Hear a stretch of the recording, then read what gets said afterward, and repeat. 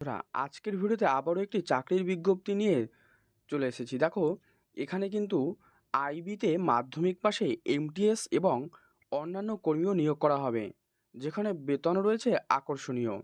তো আইবি অর্থাৎ কি? আইবি তথা কিন্তু ইন্টেলিজেন্স ব্যুরো এর তরফ থেকেই একটা বিজ্ঞপ্তি জারি করা হয়েছে, যে আইবি রিক্রুটমেন্ট 2023। এক্ষেত্রে কিন্তু যারা দীর্ঘদিন ধরে ন্যূনতম অর্থাৎ শিক্ষাগত যোগ্যতার ভিত্তিতেও ভালো চাকরির খোঁজ করছে, তাদের জন্য কিন্তু এটা একটা খুবই দুর্দান্ত সুযোগ, যেখানে এই এমটিএস এবং অন্যান্য পদে কর্মী নিয়োগ করা হবে। তার জন্য ভিডিওটি অতি অবশ্যই তোমরা প্রথম থেকে শেষ পর্যন্ত একবার শুনে নিও। দেখো, এখানে কিন্তু আজকে পদের নাম তোমাদের অলরেডি বলে দিয়েছি। শূন্য পদ, যোগ্যতা, এজ, স্যালারি, আবেদন পদ্ধতি, লাস্ট ডেট, অ্যাপ্লাই যে প্রসেস রয়েছে এবং আবেদন ফি কত রয়েছে, সমস্ত কিছুই কিন্তু আজকের এই পর্বে আমি জানিয়ে দেবো। তো দেখো, প্রথমেই বলে দিই, পদের নাম হচ্ছে আইবি নিয়োগ। দু ধরনের হয় কর্মী নিয়োগ। একটা হচ্ছে সিকিউরিটি অ্যাসিস্ট্যান্ট বা মোটর ট্রান্সপোর্ট, আর একটা হচ্ছে মাল্টিটাস্কিং স্টাফ বা এমটিএস। এবারে এখানে কিন্তু দেখো, শূন্য পদ রয়েছে এই সিকিউরিটি অ্যাসিস্ট্যান্ট বা মোটর ট্রান্সপোর্ট পদে 362টা, আর মাল্টিটাস্কিং বা এমটিএস হচ্ছে 315টা। তাহলে সব মিলিয়ে 677টা কিন্তু শূন্য পদ রয়েছে, আর ভ্যাকেন্সি কিন্তু অনেকটাই রয়েছে। তাই তোমরা অতি অবশ্যই কিন্তু খুব ভালো করে পড়াশোনা শুরু করে দাও। এরপরে শিক্ষাগত যোগ্যতা দেখো, যে কোনো স্বীকৃত স্কুল বোর্ড কিংবা সংস্থা থেকে ন্যূনতম কিন্তু মাধ্যমিক পাস করে থাকতে হবে। এটা হচ্ছে শিক্ষাগত যোগ্যতা। আচ্ছা, বয়স কেমন? দেখো, এখানে দু রকম রয়েছে।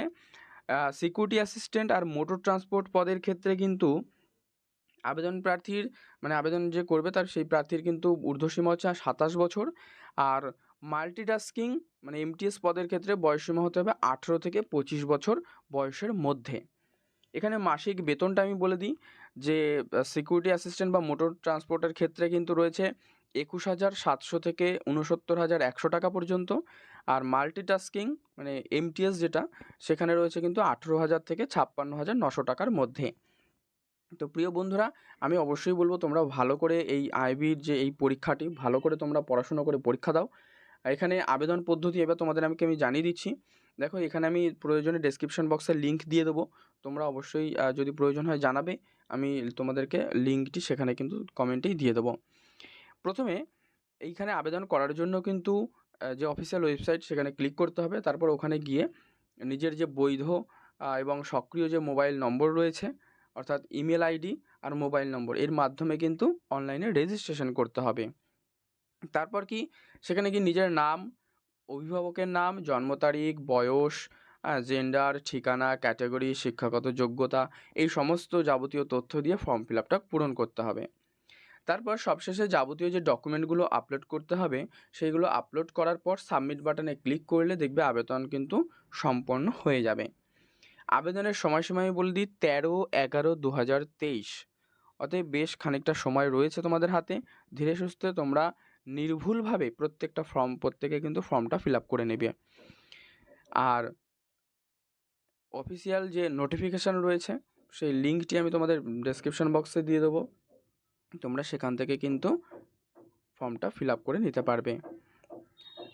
তাহলে প্রিয় বন্ধুরা, দেখো, আজকের পর্বে আমি এইটা নিয়ে আলোচনা করে দিলাম।